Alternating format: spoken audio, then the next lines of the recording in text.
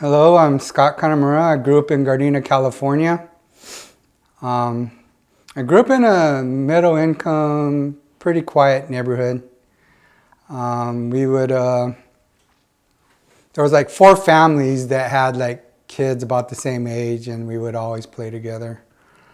I just remember playing games in the street like dodgeball or whatever, touch football. And when a car would come, somebody would yell car, and everybody would go to the side of the street. And then once the car goes through, then everybody continues playing. I just remember my neighborhood, there was a long street that tees into our street. And, I used to be like this skinny, timid, naive guy. So I just remember being so intimidated by these loud cars, these loud little Datsuns and stuff, driving down that long road. And, they're just so bumpy, the car would be bouncing down the street and really loud. And it would come down to our T intersection in our street. And like all the kids would say, like, don't make eye contact. Don't make eye contact. You don't want any trouble from these guys, So just kind of funny. Years later, I became one of those guys that was driving those loud little import cars. I just, again, I was small, timid. I found out later in life, like the kids in the neighborhood used to come and come to my house and just thrash my toys, make a mess, and just leave. Right? And, I would often find myself cleaning up by myself, just wondering, like, man, it's not fair. How come I have to clean up, And I guess I was just a target in my neighborhood. So even to the point where one of the older guys in our neighborhood, he took advantage of me sexually when I was really young once. And I was just a target, I guess, So my mom and dad took the time to invest into me and my little sister go private school instead of public school. Even in private school, I used to get picked on by this guy, So I guess, it's just who I was, I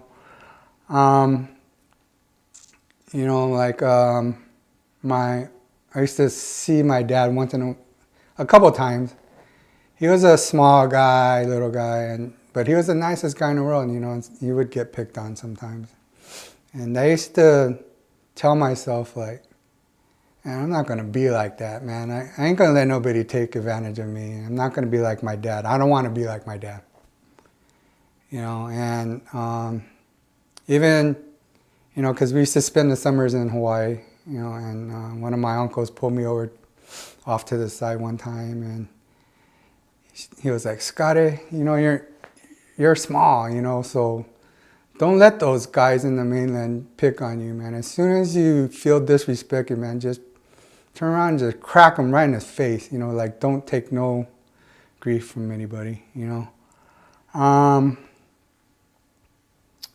guess that kind of reinforced the way I thought, like I thought I had this lack of trust with people. I only started believing in myself.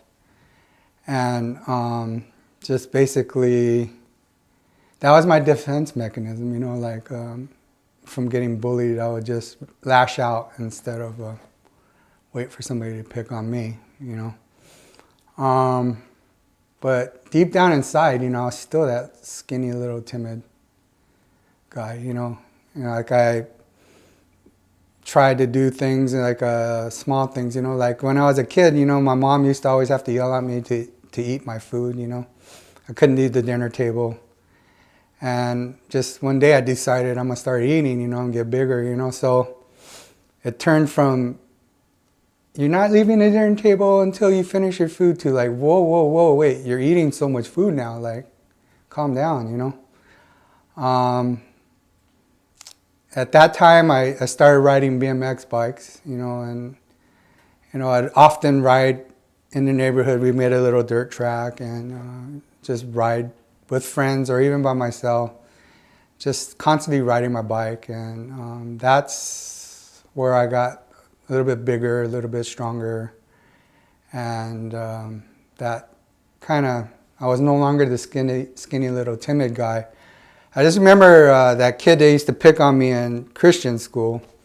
We reunited in junior high, and just remember seeing him, and I was bigger than he was, and he was a skinny little timid guy, right? And that just reinforced my belief in myself, and it just felt good, you know. So I constantly tried to follow that in my life, you know. At the age of 12, I started experimenting with drinking and smoking weed. At the age of 14, we were breaking into schools and vandalizing them. At the age of 17, I started street racing on the street, side hustling for money. And age of 19, you know, I was doing cocaine and decided to try to sell some of it. Yeah, with all these, with the history like that, you know, it was used to get in a little trouble. Like, I had this belief in myself, as well as something got in my head where something told me that you're not going to live past 30. You know, you're going to die before you turn 30. So I really didn't care about school or studying or anything like that. You know, like I didn't get to participate in my graduation because I failed classes, but I eventually did get my diploma. And my high school memory is a Japanese American teacher telling me I'm a disgrace to the Japanese race.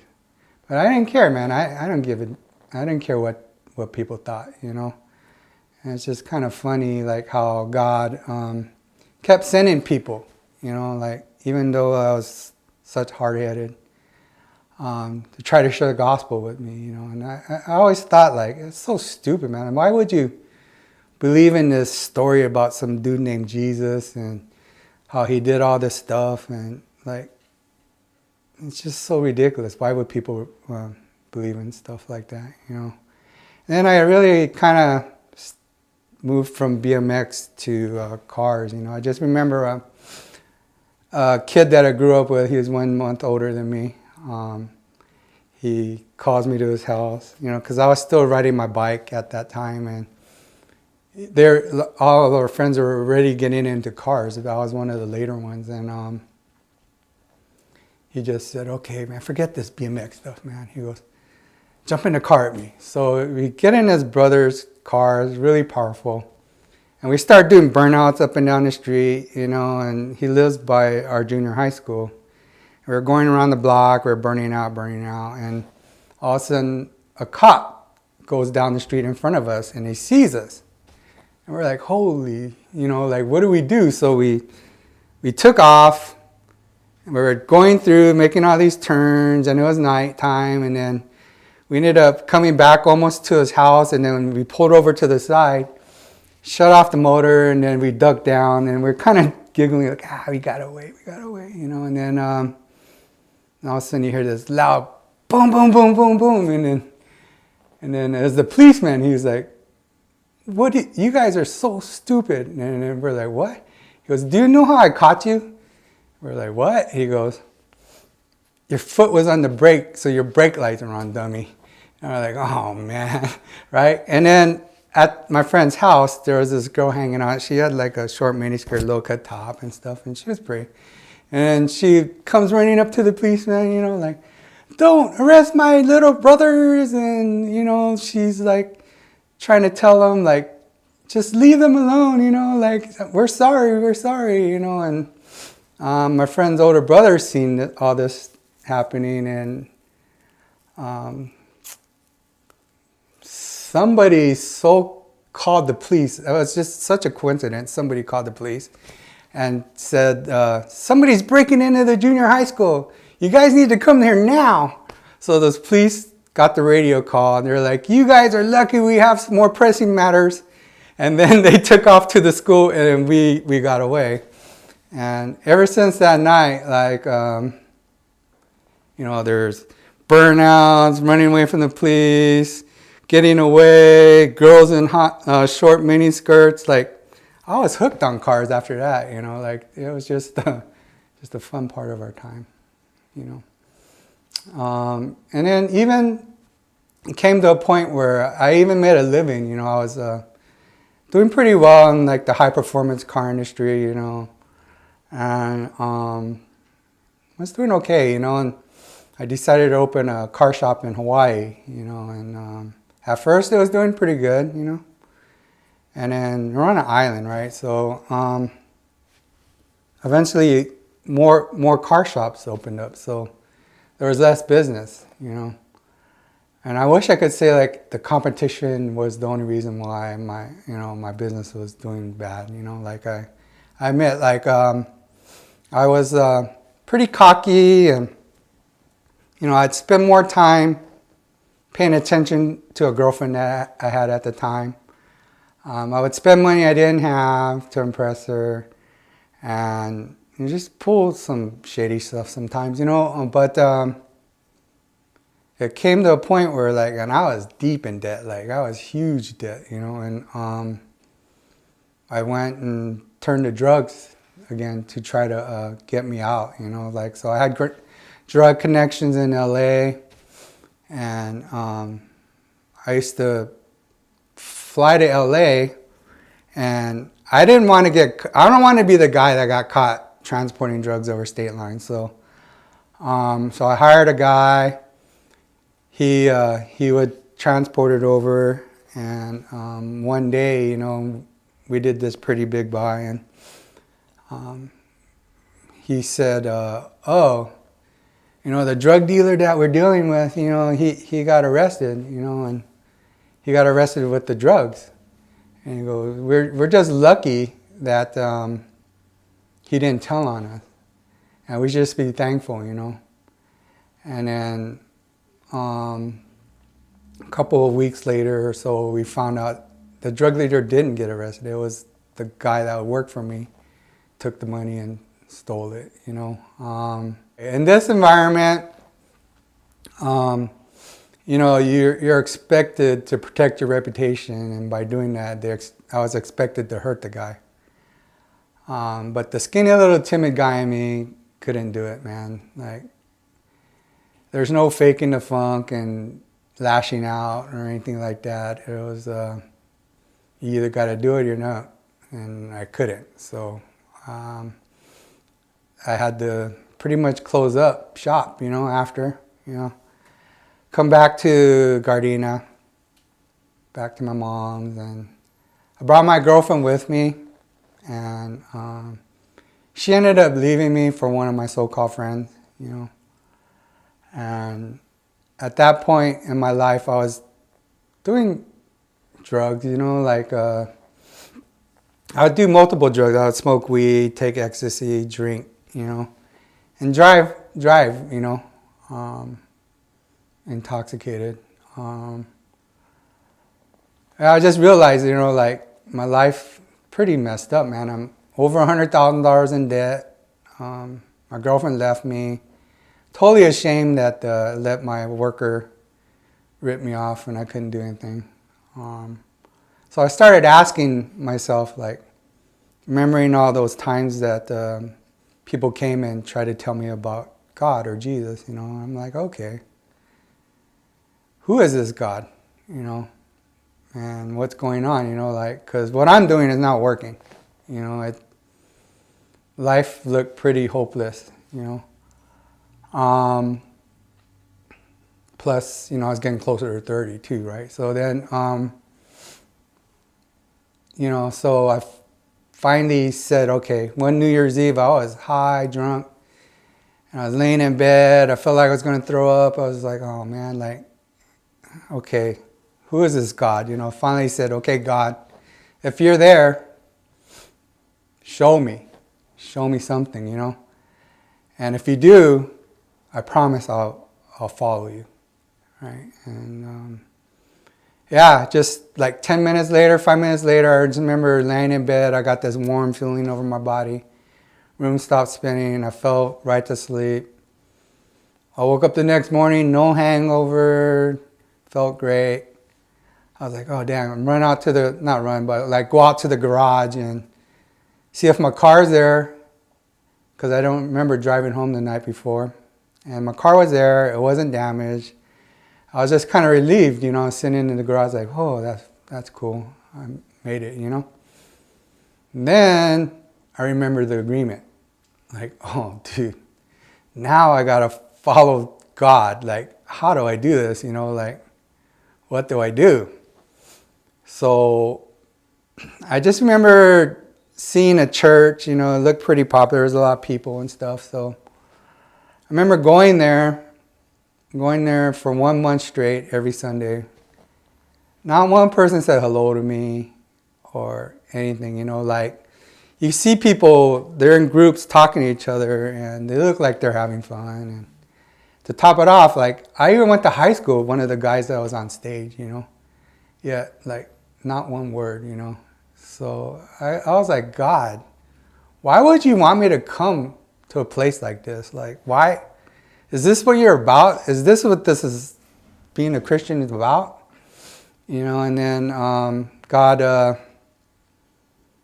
just through a series of events, I just remember I ended up at this little church, you know, there's about 40 people. And I walked in there and these people just came and they're just talking to me, asking me how I'm doing, you know, inviting me to places and stuff like that. And it kind of freaked me out. I was like, dang, dude, like, you know, I went to my friend's house, you know, he was Christian. I was like, what's the deal, man? Are these guys trying to pull something on me? Or like, what's going on, man? Like, they seem so nosy and like, they're up all on my business, you know? And then my friend just kind of chuckled. He was like, nah, you know, that's what Christians are actually supposed to do, you know, it's called fellowship. So I eventually started trusting these nosy people, and that's where I actually became a Christian. So, you know, after I became a Christian, I thought, oh, live life happily ever after. Woo, God, God, God. Right? But no. You know, I still continue to sin. Life still has its struggles. I actually had an extramarital affair, you know. Started out pretty innocent, you know, like, you know, just being a good friend, listening to her complain about her husband. And then, you know, then it started turning like, well, why isn't he taking care of his wife, man? What's wrong with this dude, you know? Then it turned into like, is he stupid? Like, why, what's wrong with him? And then it turned into like, well, if I had a girl like that, I would treat her great, you know, I'd treat her like a princess, you know? And then turned into an affair, you know? Keep in mind, I did this after my marriage failed. You know, my ex-wife cheated on me, so I know how painful it feels to find out that your spouse is cheating on you. So yeah, that's how ridiculous it was. You know, like I used to do some stupid things, like still do stupid things, but you know, but like I idolized money. And I got arrested for felony drug distribution, you know, like, you know, I started growing weed, and California became legal, and, you know, weed does have its medicinal purposes, you know, and the bad guys became the big pharmaceutical companies, you know, like in my mind, you know, and God eventually, he showed me that, no, that's not it. You know, I thought, you know, like growing weed would help fund me to go share the gospel, you know. But I tried to justify it. Yeah, I ended up getting arrested with 26 pounds of weed, all packaged up, ready to go. So yeah, I ended up getting arrested for that. With the grace of God, though, I didn't get convicted, and just lost a huge amount of money. Another time in my life, I was addicted to sex, so I must have slept with at least 100 different Asian massage parlor ladies. I'm just thankful that I didn't get any STDs or anything like that. I'm still healthy. The hardest sin is I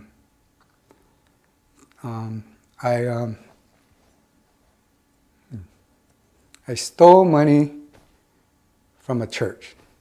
Like, how crappy of a Christian do you need to be to steal money from your own church, So it's just kind of amazing that God never gave up on me. I still try. I mean, we're all born with sin, and all I could do is just keep trying. Trying to follow Jesus. Like, trying to change and become a Christian is very challenging. Like, my whole life, my defense mechanism was like, believe in yourself. The world tells you, like, believe in yourself, you can do it, like, or, like, just trust, like, in yourself, and you got this, But being a Christian, like, is totally opposite, man. It's totally opposite. So, I had to, like, figure out, like, okay, so I'm trying to become a Christian, I'm trying to sin this. So what is sin? Like, what is actually sin? I always thought, like, it was the gambling, drugs, or whatever, sexual this or that, like, that is sin.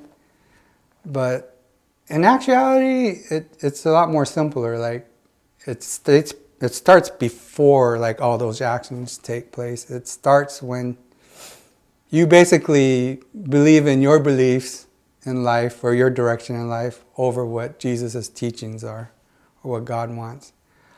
Like, again, the world tells you could do it, but then as a Christian, we believe in that, I'm not capable of doing it. The only way I'm capable of doing it is with the help of God or Jesus, and it's so 180 degrees opposite, like, I once said, like, I don't want to be like my dad, man, there's no way, like, but God revealed, like, no, you do want to be like your dad. My dad was kind, he thought of others, he wasn't no arrogant little prideful, angry dude, like, I could only hope to be half the man that he was, like, he, even though he was small in stature, but his kindness was just so amazing, like, and I thought he was a weak little dude, but then, like, one trip to Japan, I was living there at the time, and he came, and he was on a bus tour with my aunt and uncle and my mom, and he's keeping up with the tour, and then he flies back home. A week later, we find out, he has stage 4 cancer, lung cancer, and he was still keeping up, and he was still strong enough to do it, So I always thought, like, I was neglected. I was a latchkey kid, and I got the wrong end of the deal. But no, more I think about it, they got the raw end of the deal. Like, just embarrassing things. Like, my mom and dad. We had a neighbor that moved in across the street, and they had a housewarming party. And they didn't know anybody there. They just went, and then some guy walks up to him, and he goes, "Oh, where are you? Or who are you?" And then she goes, "Oh," my mom's like, "Oh, we live across the street." And the guy is like, is your son Scott Kanemura? And she goes, yeah, probably pretty happy, And he goes, do you know your son's under investigation for drug distribution? Like, could you imagine how embarrassing it was for them, and another time, we were written in the local newspaper, our car club was listed as a gang in a gang fight, and just sad, like my dad, he only got to see the angry, prideful me, and I just wish that he could be able to see me at least trying to change, try to be like him. I just wish that I would have tried a little earlier when he was still alive. Again, it's being a Christian now reveals a lot more, our own belief compared to what God and Jesus is teaching, the definition of sin. Which makes it a little difficult because I did experience some success, on my own. I grown like a $1.8 million annual business from zero. It was pretty worldly, it was kind of dirty, So I can't believe it is from God, But again, experiencing success, it kind of reinforces this belief in myself. So now I'm trying to change, I actually, now I'm very similar to a point in my life where I was rock bottom before I became a Christian. Right now I'm $85,000 in debt and no girlfriend, back at my mom's, living in the room, same room. Compared to back then, I was $100,000 in debt, no girlfriend, again, still living in the same place, but there's a huge difference now. Like, now, at least I have hope. Back then, my life was hopeless. Like, I had no hope. I believe God could bless my life, and I believe that He will bless my life, Does that mean I'm going to be super rich? I don't know. I hope so, But again, there's so many different types of blessings. There's happiness. There's making a living where I don't have to hang my head low and be ashamed of it. Like, this time around, I want to make a living sharing God's love with people, and that's the goal is, even though I'm in very similar situations financially, worldly, I am, but this time I have faith and hope and just pray that God could show me the way, basically.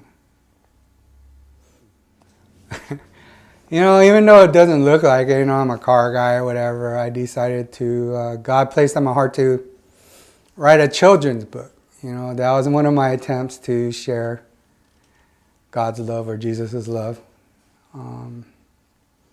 It was about a car that strived to become a race car.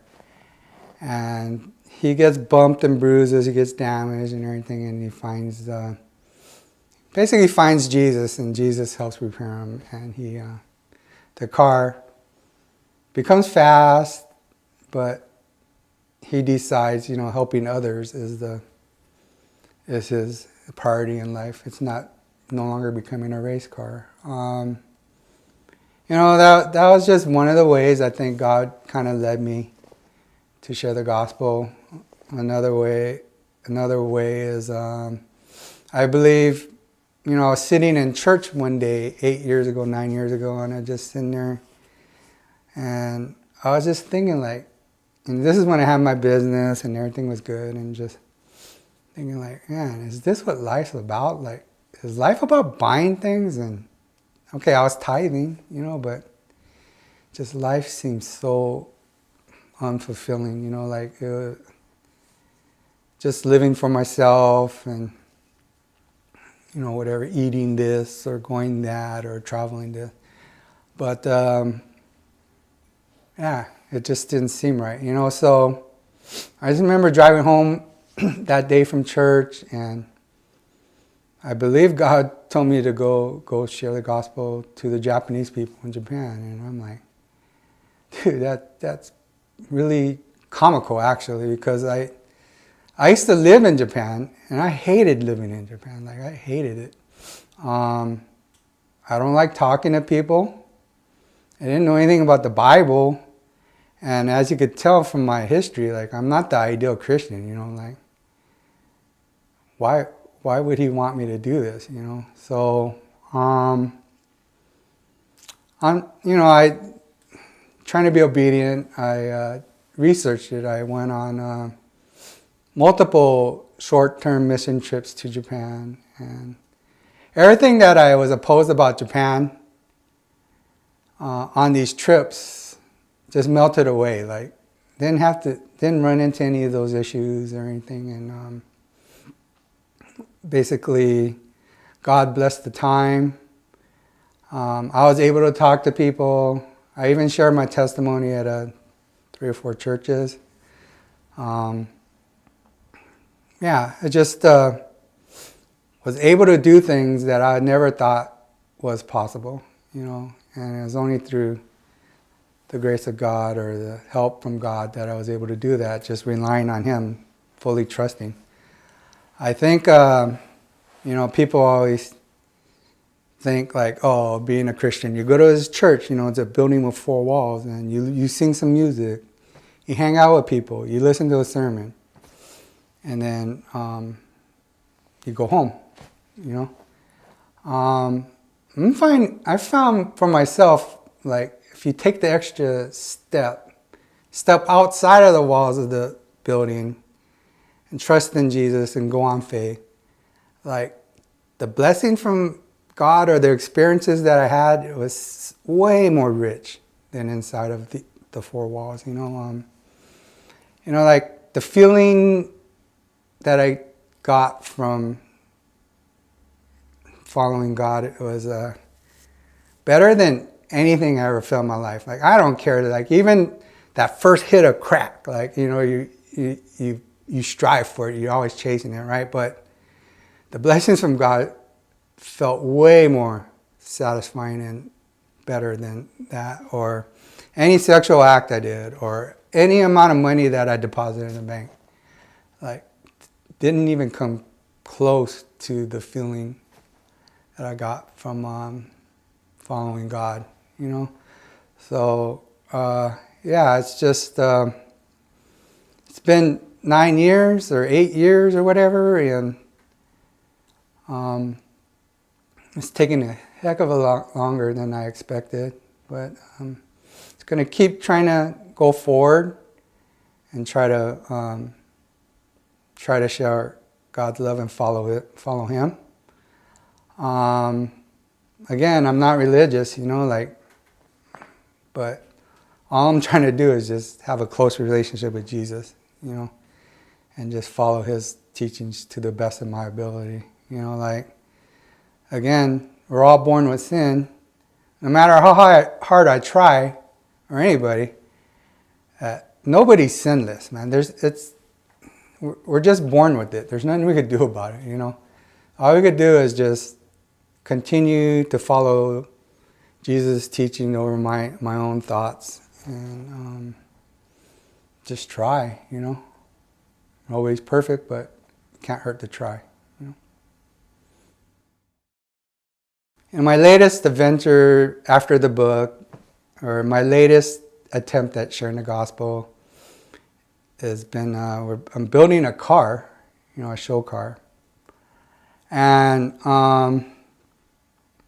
it's been the hardest build I ever built in my life.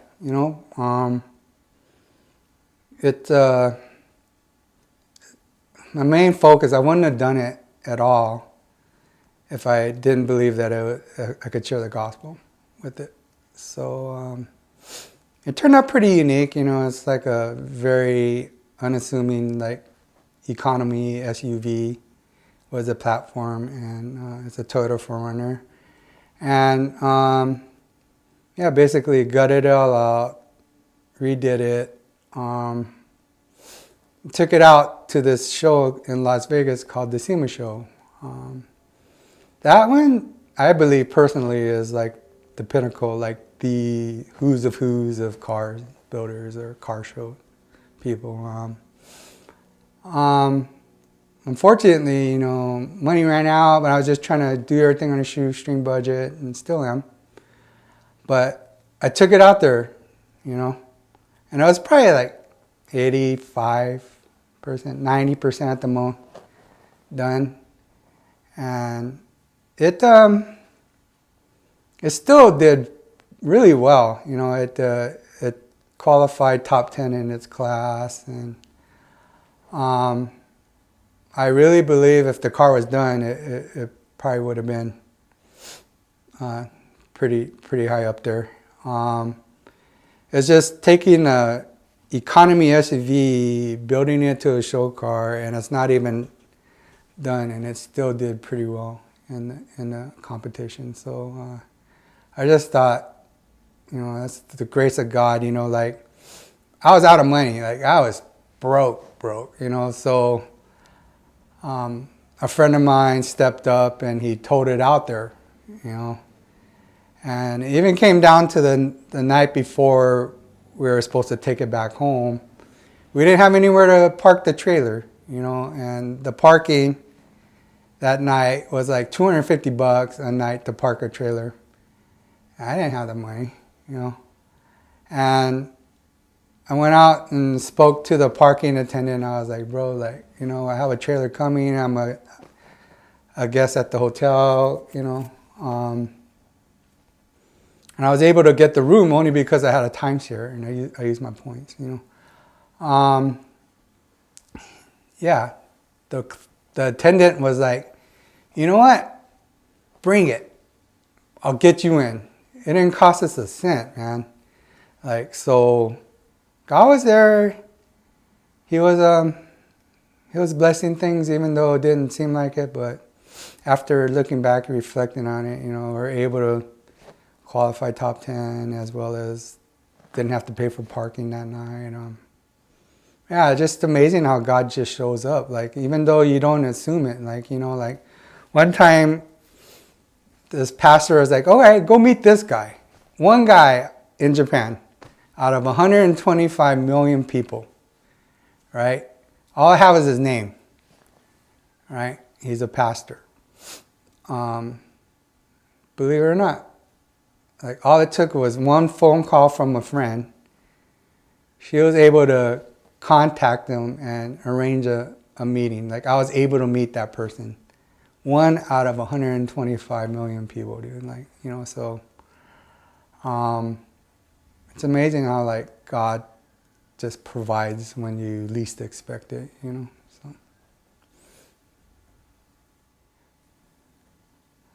So what I found in life, and even my defense mechanism was believing yourself.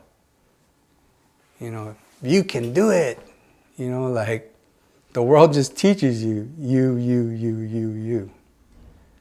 But the hard part, or the unique thing about being a Christian is you got somebody that loves you, that backs you up, right? So it's not just you. It's not just me.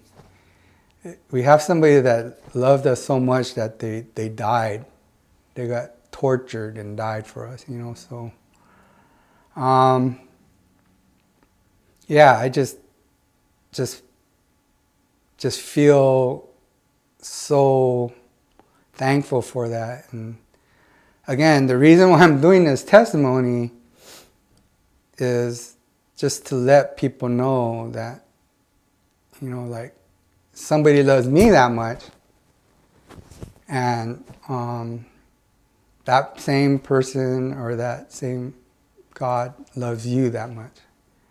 And instead of, like you hear about the Japanese, like the hikikomori, the people that shut themselves in the rooms, or otaku, like the anime otaku, and all these guys, that are suicide and this and that or everything, like, I wish they would just know, like, somebody loves them so much, and you don't need that, like, just trust in God, and He could help.